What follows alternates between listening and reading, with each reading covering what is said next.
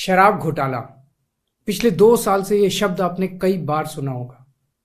2 साल से बीजेपी की सारी एजेंसीज कई रेड मार चुकी हैं, कई लोगों को गिरफ्तार कर चुकी हैं, लेकिन अभी तक एक भी पैसे का हेरफेर कहीं नहीं मिला। कहीं से एक भी पैसा नहीं मिला। अगर भ्रष्टाचार वाकई हुआ है तो इतने करोड़ों रुपए गए कहां? क्या सारा पैसा हवा में गायब हो गया? सच्चाई यह है कि किसी तरह का कोई भ्रष्टाचार हुआ ही नहीं। अगर होता तो पैसा भी मिलता। ऐसे फर्जी केस में आम आदमी पार्टी के कई नेताओं को इन्होंने अभी तक जेल में रखा हुआ है। किसी के भी खिलाफ कोई सबूत नहीं है, कुछ साबित नहीं हो रहा, खुलेआम गुंडागर्दी चल रही है। किसी को भी पकड़ के जेल में डाल दो। अब बीजेपी मुझे गिरफ्तार करना चाहती है। मेरी सबसे बड़ी संपत्ति, मेरी सबसे बड़ी ताकत मेरी ईमानदारी है। झूठे आरोप लगा के, फर्जी सम्मन भेज के ये मुझे बदनाम करना चाहते हैं, मेरी ईमानदारी पे चोट करना चाहते हैं। इन्होंने मुझे सम्मन भेजे हैं। मेरे वकीलों ने मुझे बताया कि ये सम्मन गैर कानूनी है।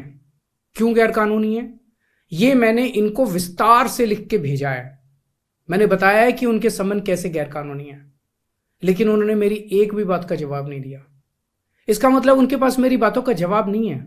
इसका मतलब वे भी मानते हैं कि उनका नोटिस गैर कानूनी है। क्या मुझे एक गैर कानूनी सम्मन का पालन करना चाहिए?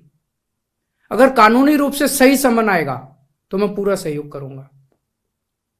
बीजेपी का मकसद जांच करना तो है ही नहीं। इनका मकसद तो लोकसभा चुनाव में मुझे प्रचार करने से रोकना है। ठीक लोकसभा चुनाव के पहले इन्होंने मुझे सम्मन भेजा है। क्यों?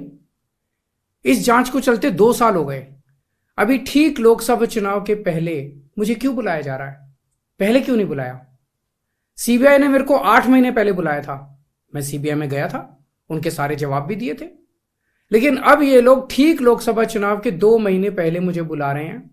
तो बीजेपी का मकसद कोई पूछताछ करना थोड़ी है। इनका मकसद है पूछताछ के बहाने केजरीवाल को बुला लो और उसे गिरफ्तार कर लो, ताकि मैं लोकसभा चुनाव में प्रचार ना कर पाऊं। आज बीजेपी भ्रष्टाचारियों को नहीं पकड़ रही, बल्कि खुलेआम ईडी और सीबीआई का इस्तेमाल करके दूसरी पार्टियों के नेताओं को तोड़ के बीजेपी में शामिल करवाने का काम किया जा रहा है। एक नहीं, 2 नहीं, कितने उदाहरण हैं जहां किसी पार्टी के नेता के खिलाफ ईडी सीबीआई के मामले चल रहे थे या उन पे गंभीर आरोप लगे हुए थे। जैसे ही वो नेता बीजेपी में शामिल हुए, उनके सारे पुराने मामले बंद कर दिए गए या ठंडे बस्ते में डाल दिए गए। तो जो इनकी पार्टी ज्वाइन कर लेता है उसके सारे मामले रफा दफा कर दिए जाते हैं।